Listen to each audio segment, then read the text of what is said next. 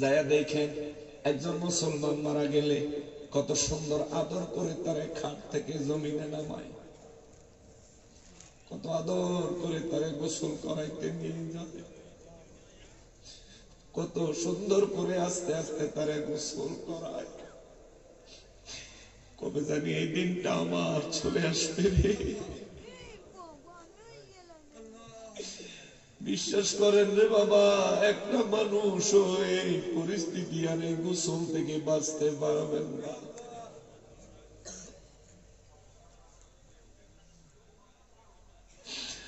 মুসলমানের বাড়ি যা দেখেন কত সুন্দর করে মারা যাওয়ার পরে খাটের থেকে নামায়, অনেক জোরে নাড়াচাড়া করে না, কারণ ইসলাম এটা সমর্থন করে না। ইসলাম এমন একটা ধর্ম, মৃত ব্যক্তিকেও সম্মান দেয়, মৃত ব্যক্তিরও অধিকার আছে, ইসলাম তা বাস্তবায়ন করে। জোরে বলেন সুবহানাল্লাহ। মারা যাওয়ার পরে খাটে থেকে নামায় দিবে, সেখান থেকে কত যত্ন সহকারে গোসলের জায়গায় নিয়ে যাবে। গোসলটা যে দিবে ঠান্ডা পানি দিয়া না, একটু কুসুম কুসুম গরম পানি দিয়া গোসলটা দিবি। শরীরের মধ্যে সাবান লাগায়া অতিরিক্ত জোরে শরীরে ঘষা দিবে না, বড়ই পাতার গরম জল দিয়া, ওরে বড়ই পাতার গরম পানি দিয়া মুসলমানের গোসল দিবে। গোসল দেওয়ার সময় সাবান লাগায়, অনেক সময় সাবান লাগানোর সময় সাবানটা যখন লাগায় তখন কত আদর করে, সুন্দর করে, কত সাবধানতার সহিত, কতটা নীরবতা বজায় রেখে, কত সুন্দর সম্মানের সহিত তারা শেষ গোসলটা দেয়। একটু যায়া দেখেন, একটু যায়া দেখেন, একটু যায় দেখেন। সেই গোসল থেকে বের করে কত সুন্দর পর্দা দিয়ে গোসল করায়, গোসল থেকে বের করে তারে কত সুন্দর করে কাফনের কাপড় পরায়, পরানোর পরে তার গায়ের মধ্যে আতর লাগায়, লুবান লাগায়, কর্পূর লাগায়, তারে কাফনের কাপড়টা নতুন কাপড় পরাইয়া দেয়, পরাইয়া তারে দুলহার মতো খাটের উপরে উঠাইয়া দেয়। উঠায়া জানাজার মাঠে চার দিক থেকে যখন মানুষ কাঁধে করে জানাজার ময়দানে নিয়ে যায়, ওই জায়গাতে দেখবেন প্রত্যেকটা মুসলমান এই ব্যক্তির জন্য অন্তরে দুঃখিত হয়, অন্তর থেকে আক্ষেপ করে, হায় হায় চলে গেছে, কবে জানি আমার যাওয়া লাগে। প্রত্যেকটা মুসলমান দেখবেন তার জন্য দোয়া করে, আল্লাহ তুমি তার জীবনের গুনাহগুলি মাফ করে দিও। একটু পরে এসে যে কবরে প্রশ্নের সম্মুখীন হবে, মালিক ও আমার মালিক, ওই প্রশ্নগুলো তার জন্য সহজ করে দিও। দেখবেন কত সুন্দর করে জানাজার নামাজ হয়, জানাজার শেষে তারা কাঁধে লইয়া কত সুন্দর আস্তে আস্তে 40 কদম হিসাব করে করে আগায়, তারপরে আস্তে আস্তে ধীর স্থির ভাবে তারা কবরস্থানে নিয়ে যায়। কবরস্থানে নেওয়ার পরে কবরের ভিতরে 3 জন নামে, নামার পরে উপর থেকে সবাই মিলে কত সাবধানে তারা কবরে নামায়। অথচ এই মানুষটা মারা যাওয়ার পর যেমন আপনাদের ধর্মের কোন মানুষ মারা যাওয়ার পরেও তেমন আপনার ধর্ম তার হাড় ভাঙে, হাড্ডি ভাঙে, হাত ভাঙে, পা ভাঙে, হাড্ডিগুলো পিটাইয়া পিটাইয়া ভাঙে, তারপরে তার চন্দন কাঠের বীরে শোয়া আরো অনেক লাকড়ি দিয়া তার মুখের মধ্যে সর্বপ্রথম আগুন লাগায় দেয়। আর ইসলাম দেখেন কত সুন্দর, ইসলাম দেখেন কত সুন্দর। আসেন না ইসলামে, দেখেন না ইসলাম কত সুন্দর। আরে ইসলাম সুন্দর হবে না কেন? আপনাদের ধর্ম বানাইছে কোন না কোন মানুষ, আর ইসলামের বিধি বিধান নির্মাণ করেছেন কে? আর জোরে বলেন কে? যে আল্লাহ আপনাকে বানাইছে ওই আল্লাহ ইসলামের ধর্ম দিয়েছেন। যে আল্লাহ আমার এত নিখুঁত ভাবে বানাইছে ওই আল্লাহ ইসলাম ধর্ম জমিনে দিয়েছেন। যে আল্লাহ আমারে মায়া করে বানাইছে ওই আল্লাহ আমার মৌতের পরেও মায়া ভালোবাসার জায়গা রাখছে। যেদিন আমি মরে যাব নড়াচড়ার কোনো খবর নাই, নড়াচড়ার ক্ষমতা নাই। কেউ যদি আমারে অত্যাচার করে আমি তারে বাধা দেওয়ার মতো ক্ষমতা আমার মৃত্যুর পরে থাকতো না। কিন্তু ইসলাম কয় খবরদার, জোরে নাড়া দিবা না, জোরে নাড়া দিবা না। ধীর স্থির ভাবে, আস্তে আস্তে, সুন্দরভাবে, শান্তভাবে তার জন্য সমস্ত কাজের ব্যবস্থা করো। নবী রাহমাতুল লিল আলামিন বলেন, নূর নবী রাহমাতুল লিল আলামিন বলেন, কবরের মধ্যে শোয়াইয়া দেওয়ার সময় রে, যখন মানুষগুলি তার কবরে নামানোর সময় যখন মানুষগুলি বলে ওঠে বিসমিল্লাহি ওয়া আলা মিল্লাতি রাসূলিল্লাহ, এই কথা বলে মানুষ যখন আমার উম্মতকে কবরে নামায় দেয়, যে আমি নবীর সাথে ভালোবাসার সম্পর্ক স্থাপন করতে পেরেছি, নবী বলেন আমি মদিনা মুনাওয়ারা থেকে আমার উম্মতের মাথার নিচে আমার হাত মোবারক বাড়ায়া দিই। দয়ালো নবী প্রেমের ছবি আর আসবে না জগতে, আমার দয়ালো নবী প্রেমের ছবি আর আসবে না।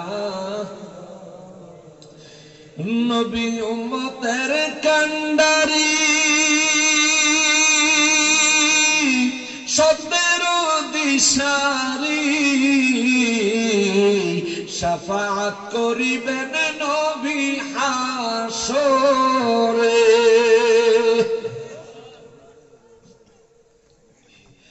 নবী উম্মতের কান্ডারি ওরে সত্যের দিশারি, শাফাআত করিবেন নবী হাসরে।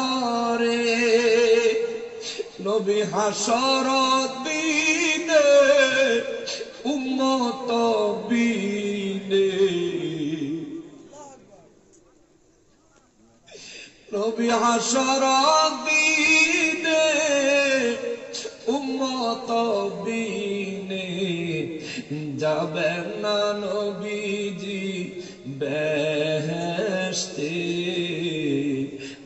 আর আসবেন না জগতে, আমার দয়াল নবী প্রেমের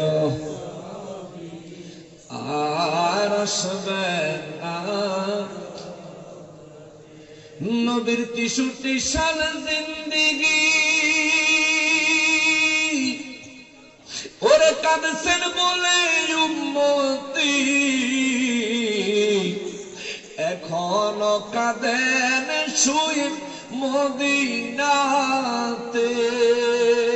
ইয়া রাসূলুল্লাহ, নবীর 63 সাল জিন্দেগি ওরে কাঁদছেন বলে উম্মতি, এখনো কাঁদেন শুয়ে মদিনাতে। নবী উম্মতের লাগিয়া পাগল হইয়া, নবী উম্মতের লাগিয়া পাগল হইয়া, কান্দেন নবী দিনে রাত্রে, আর আসবেন না জগতে। আমার দয়াল নবী প্রেমের ছবি আর আসবেন না জগতে।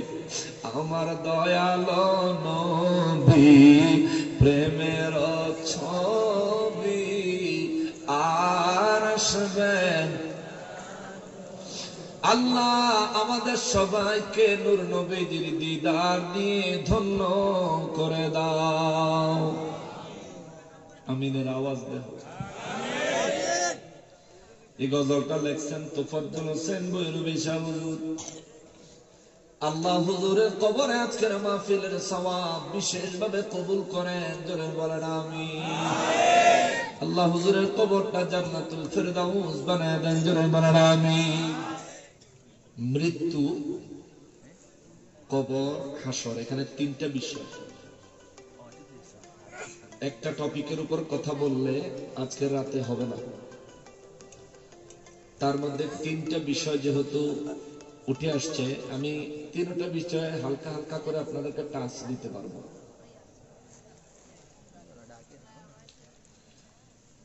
মৃত্যু হলো এমন একটা সত্য যেটা অস্বীকার করার মতন কোন মানুষ এই জমিনে নাই। আল্লাহকে অস্বীকার করে এমন মানুষ আছে। আল্লাহকে অস্বীকার করে, মানতে চায় না এমন বহু নাস্তিক আমাদের দেশে এবং গোটা বিশ্বে আছে না নাই? এমনও কিছু নাস্তিক আছে যারা বলে রব নাই, আল্লাহ নাই, সৃষ্টিকর্তা বলতে কিছু নাই, কিন্তু তারা আবার মৃত্যুটাকে মানে, মৌত অস্বীকার করে না।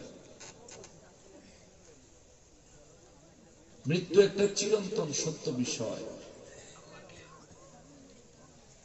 এই প্যান্ডেলের ভিতরে যারা আছেন, স্টেজে আমরা যারা আছি, ডান পাশে যারা আছেন, স্টেজের পিছনে যারা কথা কইতেছে, আমরা সবাই বাড়িঘর থেকে যারা শুনছেন,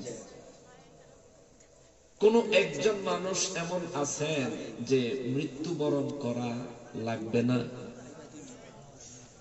আছেন?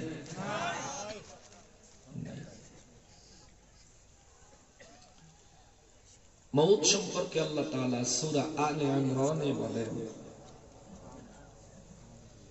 বিসমিল্লাহির রহমানির রহিম, কুল্লু নাফসিন যায়িকাতুল মাউত। আওয়াজ করে বলেন আল্লাহু আকবার। সূরা আলে ইমরানে মহান রব্বুল আলামিন বলেন, যতগুলো আত্মা আমি আল্লাহ সৃষ্টি করেছি, যতগুলো নফস আমি আল্লাহ বানাইছি, প্রত্যেকটা নফসের জন্য আমি রব্বুল আলামিন মৃত্যু নামক পরিণামটা বাধ্যতামূলক করেছি, অবশ্যম্ভাবী করেছি। কুল্লু নাফসিন, প্রত্যেকটা নফসকে, প্রত্যেকটা আত্মাকে, যায়িকাতুল মাউত, আল্লাহ বলেন মৃত্যুর স্বাদ গ্রহণ করতেই হবে। চিৎকার দিয়া বলেন আল্লাহু আকবার। মৃত্যুবরণ করাই লাগবে, অস্বীকার করার কোন সুযোগ নাই। আল্লাহর রাসূলদেরকে অস্বীকার করে নেওয়ালা আছে। আল্লাহর কালাম কোরআনুল কারীমকে, আল্লাহ পাকের মহাবাণী অস্বীকার করার মানুষ জমিনে আছে। সমস্ত সৃষ্টি মহান রব্বুল আলামিন সৃষ্টি করেছেন। সমস্ত সৃষ্টির পরিচালনার ভার খোদ রব্বুল আলামিন নিজে বহন করতেছেন। এই কথার উপর বিশ্বাস করে না এমন মানুষও আছে, কিন্তু মৃত্যু স্বীকার করে না এমন কোন মানুষ নেই। স্বীকার না করেওয়ালা মানুষ আদম নবী থেকে আজ পর্যন্ত একজনও পাওয়া যায় নাই। আমার আল্লাহ কোরআনুল কারীমে ঘোষণা দিয়েছেন, কুল্লু নাফসিন যায়িকাতুল মাউত, প্রত্যেকটা নফসকে মৃত্যুর স্বাদ গ্রহণ করা লাগবে। ও বাবা, বুঝে থাকলে জবাব দিবেন, আমাদের মৃত্যু ঘটাইবেন কে? আরো জোরে বলেন না কে? এটা সত্য না মিথ্যা? মৃত্যুর পরের জীবন কবর। নাস্তিকরা মনে করে মৃত্যুই শেষ, মৃত্যুর পরে আর কিছু নাই। মৃত্যুর পরে মানুষ ধ্বংস হয়ে যায়, বরবাদ হয়ে যায়। মৃত্যুর পরে পুনরায় জীবিত হওয়া, ফেরেশতাদের কাছে কবরের প্রশ্নের জবাব দেওয়া, কবর থেকে পুনরায় উঠে হাসরের ময়দানে হাজির হওয়া, কবরে এবং হাসরে মানুষের জন্য জান্নাত জাহান্নামের ফয়সালা হওয়া।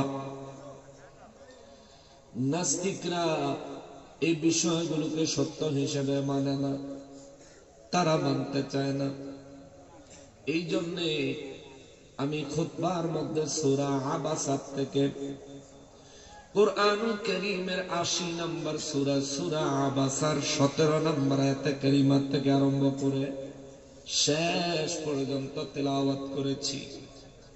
আমার আল্লাহ এই জায়গায় বিশ্ববাসীকে কিছু কথা বলেছেন, কিছু বয়ান করেছেন, এমন বিশ্ববাসী যেন মৌতকে ভুলে না যায়, বিশ্ববাসী যেন কবরকে ভুলে না যায়, বিশ্ববাসী যেন হাসরের পরিণামের কথা ভুলে না যায়। এই জন্য আমার আল্লাহ সূরা আবাসার মধ্যে অনেক লম্বা আলোচনা করেছেন। চিৎকার দিয়ে বলেন আল্লাহু আকবার। মুসলমানেরা রে, আমার প্যারা নবীর উম্মতেরা রে, সূরা আবাসা কুরআনুল কারীমের ৮০ নম্বর সূরা। আবাসা শব্দের অর্থ হলো ভ্রু কুচকানো, ভ্রু কুচকানো। মানুষের যখন রাগ হয় মুখটা কালা করে, মুখ কালা করলে ভ্রু কুচকায় না, কুচকায় যায় না বাবা? আপনারা যদি রাগ করেন চেহারার ভ্রু কি কুচকায়া যাবে না? নিঃসন্দেহে কুচকায়া যাবে। আল্লাহ এই ভ্রু কুচকানো সম্পর্কে একটা সূরা নাজিল করলেন কুরআনুল কারীমে, সূরা আবাসা। এই সূরা ভ্রু কুচকানো সম্পর্কে আল্লাহ কেন নাজিল করলেন, নাজিলের কারণটা বলি, তারপর ১৭ নম্বর আয়াতে কারিমা থেকে আলোচনা আপনাদেরকে শোনাবো। আমি জানি সিলেটের মানুষ, আমি জানি হবিগঞ্জের মানুষ, আমি জানি নবীগঞ্জের মানুষেরা আল্লাহ কোরআন অত্যন্ত দিল লাগাইয়া মন লাগাইয়া শুনে।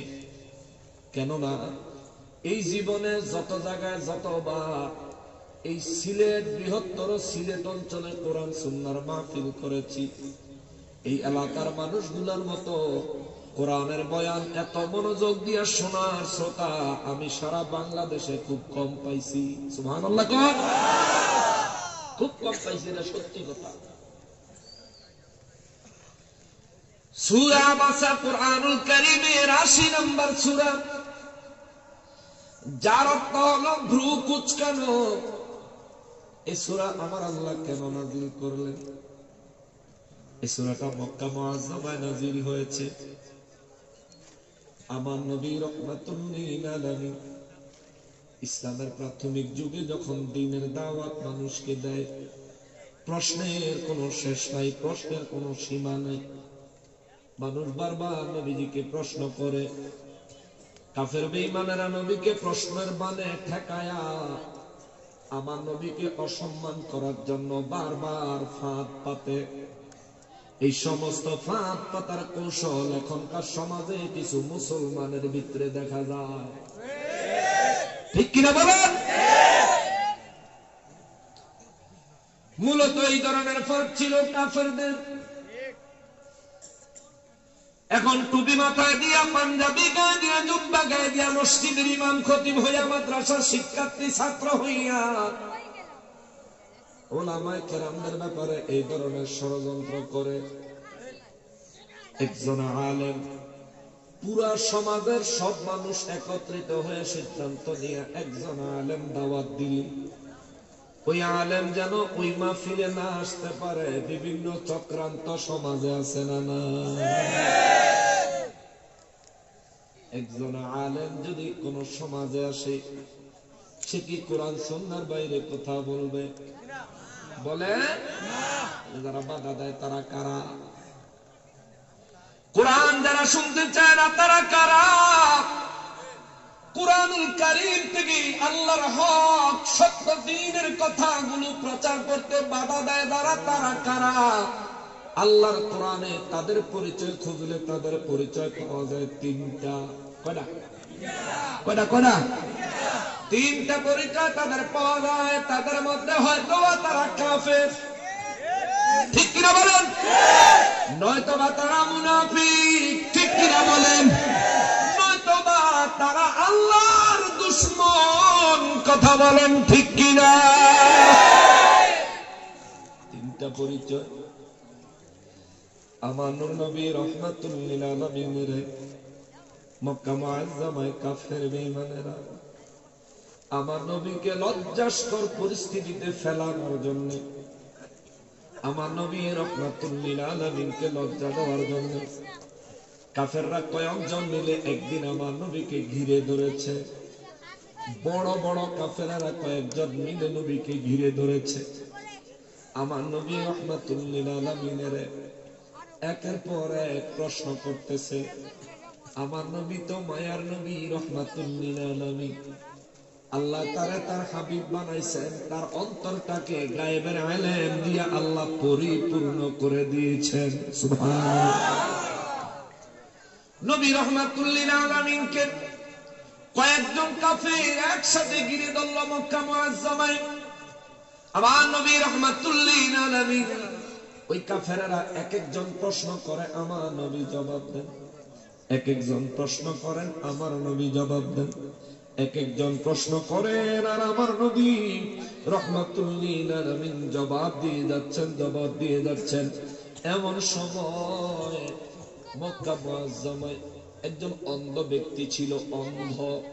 এই ব্যক্তি নবী রাহমাতুল লিল আলামিনের কাছে আসলেন। তার নাম ছিল হযরতে আব্দুল্লাহ ইবনে উম্মে মাকতুম রাদিয়াল্লাহু তাআলা আনহু। তিনি তখনও মুসলমান হন নাই। তিনি আমার নবী রাহমাতুল লিল আলামিনের কাছে আসলেন। অন্ধ মানুষ ঠিকমতো চোখে দেখে না, একেবারেই চোখে দেখে না। আমার নবী রাহমাতুল লিল আলামিনের কাছে এসে ওই সাহাবী নবীর খেদমতে বললেন, ইয়া রাসূলুল্লাহ সাল্লাল্লাহু আলাইহি ওয়াসাল্লাম, নবী গো, আমার আল্লাহ আপনার কাছে যে দিন পাঠাইছে ওই দিনের সত্য বাণীগুলো আমি শুনতে চাই। ইয়া রাসূলুল্লাহ, দয়া করে আমাকে শোনান, আমি জানতে চাই। জোরে বলেন না সুবহানাল্লাহ। যে সময় হযরতে আব্দুল্লাহ ইবনে উম্মে মাকতুম রাদিয়াল্লাহু তাআলা আনহু নবীকে কথা বললেন, ওই সময় আমার নবী কাফেরদের প্রশ্নের জবাব দিচ্ছেন। কাফেররা এক একটা বিব্রতকর প্রশ্ন করছে, আমার নবী রাহমাতুল লিল আলামিন তাদের প্রশ্নের জবাব দিচ্ছেন।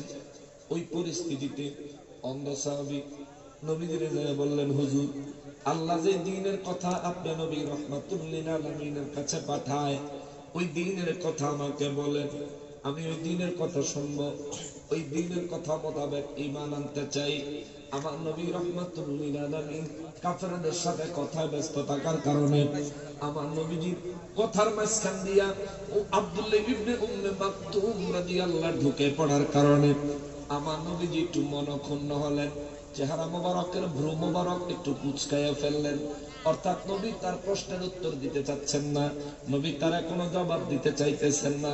কিন্তু এই বেচারা তো চোখে দেখে না। নবী রাহমাতুল লিল আলামিন কাফেরদের প্রশ্নগুলির উত্তর দেওয়ার পরে নবীজি ভ্রু মোবারক কুঁচকায়া হুজরা মোবারকের দিকে চলে গেলেন। আব্দুল্লাহ ইবনে উম্মে মাকতুমের প্রশ্নের উত্তর দিলেন না। নবী না দেওয়ার কারণে আমার আল্লাহ সূরা আবাসা নাযিল করলেন। 1 নম্বর আয়াত থেকে আরম্ভ করে 16 নম্বর আয়াত কারিমা পর্যন্ত ওই আব্দুল্লাহ ইবনে উম্মে মাকতুমের কথা আমার নবীকে আমার আল্লাহ বললেন, হুজুর, আপনি যদি আব্দুল্লাহ ইবনে উম্মে মাকতুমের দিকে মনোযোগ দিতেন, আব্দুল্লাহ ইবনে উম্মে মাকতুম অবশ্যই ঈমান গ্রহণ করত। আর যেই কাফেরদেরকে সময় দিবেন তারে ভ্রু কুঁচকায়া ওই কাফের বেঈমানেরা তো কেউ ঈমান আনলো না। এই জন্য আমার রব্বুল ইজ্জত বলেন, নবী গো, আমি আল্লাহ বেশি খুশি হইতাম বললাম আপনি যদি আব্দুল্লাহ ইবনে উম্মে মাকতুমের সময় দিতেন, জোরে বলেন সুবহানাল্লাহ। এক নম্বর আয়াতে কারিমা থেকে যদি তাফসীর শোনায় তাহলে লম্বা হয়ে যাবে, আমি সংক্ষেপ করার জন্য সার সংক্ষেপ কথাটা বললাম। আমার নবী রাহমাতুল লিল আলামিন আল্লাহ যখন এই সূরা নাযিল করলেন, এরপর থেকে আব্দুল্লাহ ইবনে উম্মে মাকতুম রাদিয়াল্লাহর কাছে আমার নবী যায়া তারা দ্বীনের দাওয়াত দিলেন, তিনি ইসলাম কবুল করলেন। আমার নবী সারা জীবন এই অন্ধ সাহাবীটারে অন্যরকম গুরুত্ব দিতেন, জোরে বলেন না সুবহানাল্লাহ। এই সূরা আবাসার মধ্যে 17 নম্বর আয়াতে কারিমায় আমার আল্লাহ বলেন, ওই মক্কার কাফের বেঈমানেরা নবীকে ঘিরে ধরল, হুজুর মরে যাব, মরার পরে সব শেষ, কবরে কোনো হিসাব নাই, জান্নাত জাহান্নামের কোনো ব্যাপার নাই, হাসর নাসর এগুলোর কোনো অস্তিত্ব নাই, এগুলো আপনার কাল্পনিক কথা, জোরে কোন নাউযুবিল্লাহ। আমার রব্বুল ইজ্জাত চরম রাগান্বিত হলেন। আল্লাহ সূরা আবাসার মধ্যে আয়াত নাযিল করলেন। আল্লাহ বলেন, বিসমিল্লাহির রহমানির রহিম, কুতিলাল ইনসানু মা আকফারা। আওয়াজ করে বলেন আল্লাহু আকবার। রব্বুল আলামিন বলেন, কুতিলাল ইনসান, মানব জাতি ধ্বংস। আল্লাহু আকবার। আল্লাহ কয় কুতিলাল ইনসান, মানুষগুলো ধ্বংস হইয়া যাক।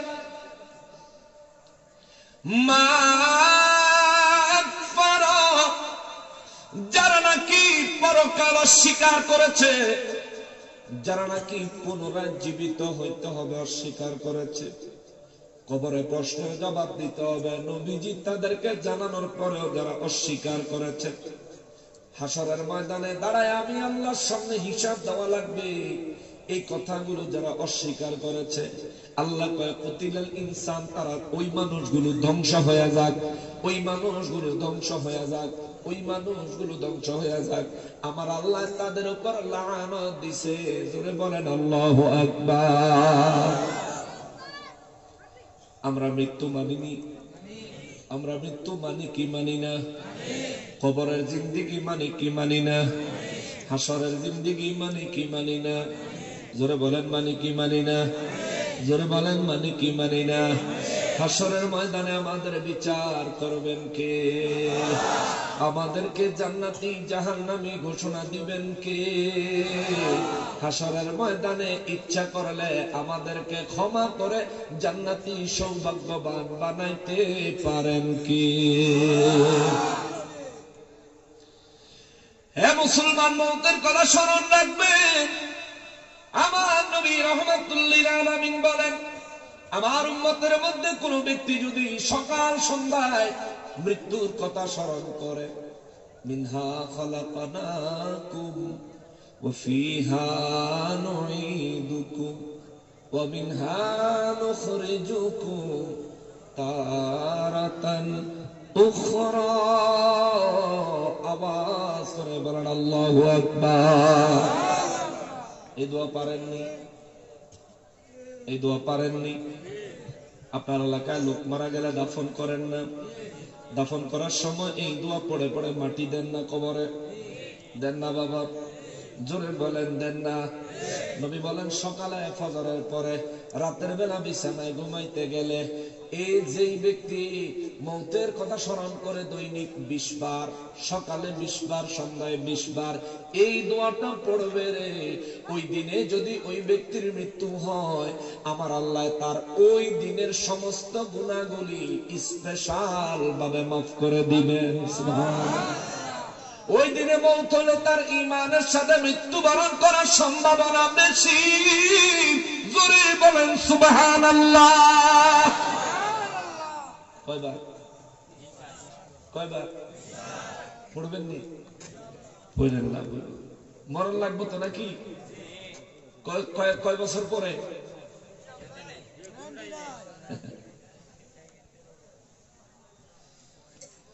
হায় হায়। মুসলমান, মুসলমানেরা রে, আমার প্যারা নবীর উম্মতেরা রে, রব্বুল আলামিন বলেন কুতিলাল ইনসান, ধ্বংস হোক ওই সমস্ত মানুষগুলি। অথচ মানুষ বানাইছেন কি? অনেক মায়া কইরা বানাইছে। বিশ্বাস করেন অনেক মায়া করে আল্লাহ মানুষ বানাইছেন। ফেরেশতারা মানা করছে, আল্লাহ কয় তোমাদেরকে জিজ্ঞেস করি নাই বানাবো না কি বানাইতাম না। আমি তোমাদের কাছে অনুমতি চাই নাই বানাবো কি বানাবো না। আমি রব্বুল ইজ্জত শুধু আমার সিদ্ধান্ত জানাইছি, জাইলুম ফিল আরদি খলিফা, আমি জমিনের জন্য আমার খলিফা বানাবো। যে রব্বুল আলামিন ফেরেশতাদেরকে ধমক দিয়া মানুষ বানাইলেন, ওই রব্বুল আলামিন এই মানুষকে ধ্বংস করার জন্য আল্লাহ লানত দেয়। কুতিলাল ইনসান, ধ্বংস হয়ে যাক ওই সমস্ত মানুষগুলি যারা মা আকফার, মৃত্যু কবর হাসরকে যারা অস্বীকার করে, পুনরায় জীবিত হওয়াকে যারা অস্বীকার করে। তাদের প্রশ্ন হইল আমরা আবার পুনরায় জীবিত হব কিভাবে? মারা গেলে মরলাম তো সব শেষ হয়ে গেল। কাউরে দাফন করার পরে কিছুদিন পরে তার কবর খুঁড়লে তার কবরের ভিতরে তার লাশ পাওয়া যায় না, হাড্ডি গুড্ডি পাওয়া যায়। বেশ কিছু বছর যাওয়ার পরে হাড় গুঁড়ো ঠিক মতো পাওয়া যায় না। কাফের বেঈমানেরা কয় যাদেরকে মৃত্যুর পরে আগুন দিয়ে জ্বালায় দেয় তাদের তো হাড্ডি সহকারে পুড়ে ছাই হয়ে যায়। তাইলে পরকালের জীবন আবার কি? মানুষ তো বরবাদ হয়ে গেল, ধ্বংস হয়ে গেল, শেষ হয়ে গেল। তাইলে পরকালের জীবন আবার কিসের? আশেপাশে এলাকায় হিন্দু ভাইরা আসেনি? হিন্দু ভাইরা আছে।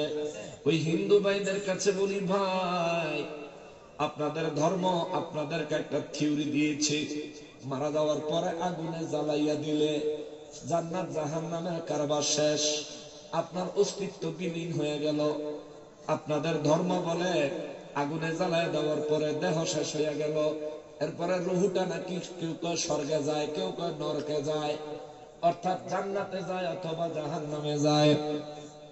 তবে শুনেন, আপনাদের ধর্মের কথা, আমরা সেই কথাগুলোকে অসম্মান করি না, কেননা কোন ধর্মকে অসম্মান করা ইসলাম শিখায় না। আবার ভিন্ন কোন ধর্মের মূর্তির পাহারা দেওয়া ইসলাম সমর্থন করে না। কথা বলেন ঠিক কিনা? যায়া দেখেন একজন মুসলমান মারা গেলে কত সুন্দর আদর করে তারে খাট থেকে জমিনে নামায়, কত আদর করে তারে গোসল করাইতে নিয়ে যায়, কত সুন্দর করে আস্তে আস্তে তারে গোসল করায়। কবে জানি এই দিনটা আমার চলে আসবে রে। বিশ্বাস করেন রে বাবা, একটা মানুষ এই পরিস্থিতি আর এই গোসল থেকে বাঁচতে পারবেন না।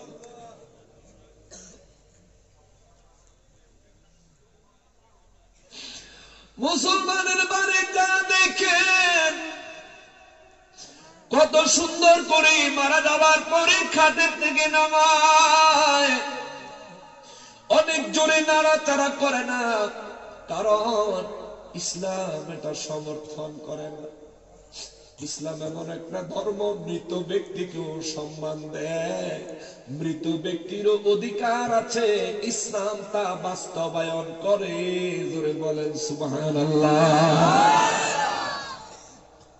মারা যাওয়ার পরে খাটে থেকে নামায়া দিবে, সেখান থেকে কত যত্ন সহকারে গোসলের জায়গায় নিয়ে যাবে। গোসলটা যে দিবে ঠান্ডা পানি দিয়া না, একটু কুসুম কুসুম গরম পানি দিয়া গোসলটা দিবি। শরীরের মধ্যে সাবান লাগায়া অতিরিক্ত জোরে শরীরে ঘষা দিবে না, বরই পাতার গরম জল দিয়া, ওরে বরই পাতার গরম পানি দিয়া মুসলমানের গোসল দিবে। গোসল দেওয়ার সময় সাবান লাগায়, অনেক সময় সাবান লাগানোর সময় সাবানটা যখন লাগায় তখন কত আদর করে, সুন্দর করে, কত সাবধানতার সহিত, কতটা নীরবতা বজায় রেখে, কত সুন্দর সম্মানের সহিত তারা শেষ গোসলটা দেয়। একটু যায় দেখেন, একটু যায় দেখে, একটু যায় দেখেন সে গোসল থেকে বের করে কত সুন্দর পর্দা দিয়ে গোসল করায়, গোসল থেকে বের করে তারে কত সুন্দর করে কাফনের কাপড় পরায়, পরানোর পরে তার গায়ের মধ্যে আতর লাগায়, লুবান লাগায়, কর্পূর লাগায়, তারে কাফনের কাপড়টা নতুন কাপড় পরাইয়া দেয়, পরাইয়া তারে দুলহার মতো খাটের উপরে উঠাইয়া দেয়, উঠায়া জানাজার মাঠে চার দিক থেকে যখন মানুষ কাঁধে করে জানাজার ময়দানে নিয়ে যায়, ওই জায়গাতে দেখবেন প্রত্যেকটা মুসলমান এই ব্যক্তির জন্য অন্তরে দুঃখিত হয়, অন্তর থেকে আক্ষেপ করে, হায় হায় চলে গেছে, কবে জানি আমার যাওয়া লাগে। প্রত্যেকটা মুসলমান দেখবেন তার জন্য দোয়া করে, আল্লাহ তুমি তার জীবনের গুনাহগুলি মাফ করে দিও। একটু পরে এসে যে কবরে প্রশ্নের সম্মুখীন হবে, মালিক ও আমার মালিক, ওই প্রশ্নগুলো তার জন্য সহজ করে দিও। দেখবেন কত সুন্দর করে জানাজার নামাজ হয়, জানাজার শেষে তারা কাঁধে লইয়া কত সুন্দর আস্তে আস্তে 40 কদম হিসাব করে করে আগায়, তারপরে আস্তে আস্তে ধীর স্থির ভাবে তারা কবরস্থানে নিয়ে যায়। কবরস্থানে নেওয়ার পরে কবরের ভিতরে 3 জন নামে, নামার পরে উপর থেকে সবাই মিলে কত সাবধানে তারা কবরে নামায়। অথচ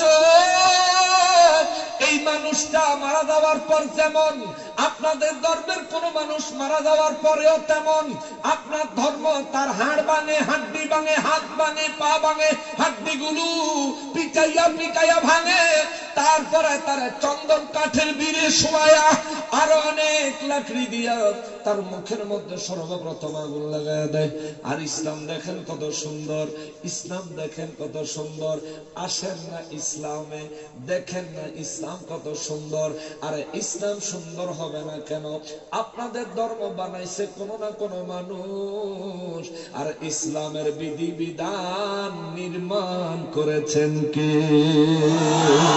আর জোরে বলেন কে? যে আল্লাহ আপনাকে বানাইছে ওই আল্লাহ ইসলামের ধর্ম দিয়েছেন।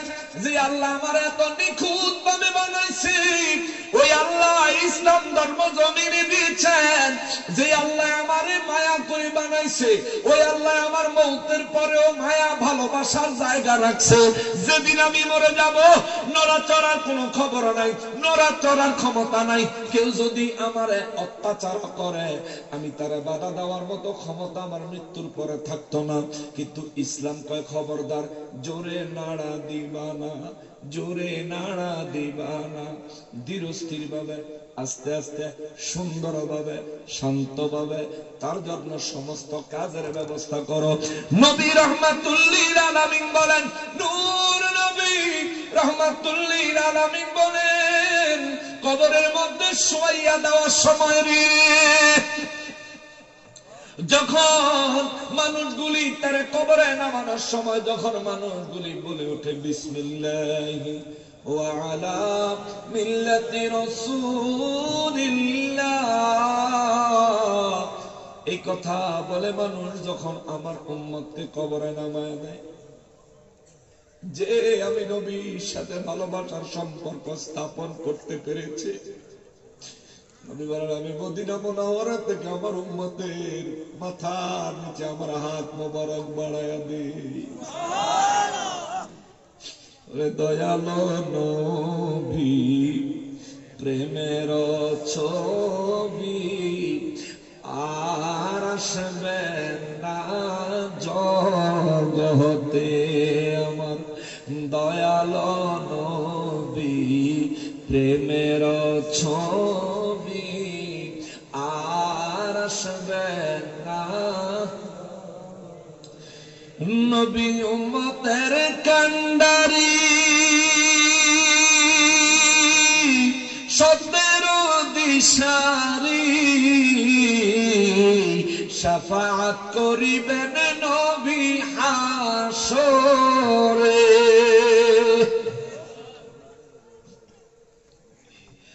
নবী উম্মতের কান্ডারি ওরে সত্যের দিশারি, শাফাআত করিবেন নবী হাসরে। হাসরে নবী হাসরত দিনে উম্মত বিনে নবী হাসরত দিনে উম্মত বিনে যাবেন না নবীজি বেহেশতে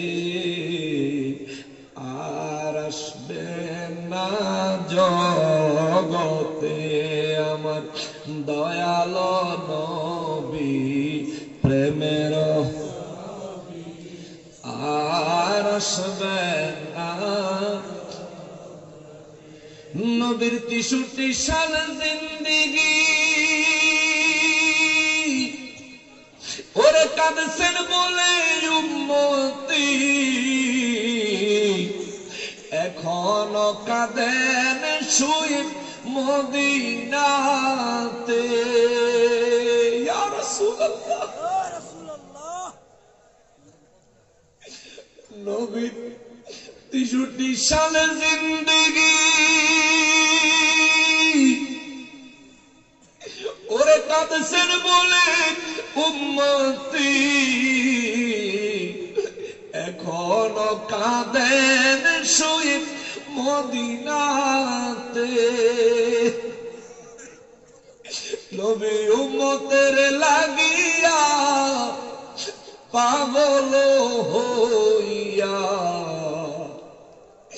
নবী উম্মতের লাগিয়া পাগল হইয়া কান্দেন নবী দিনে রাতে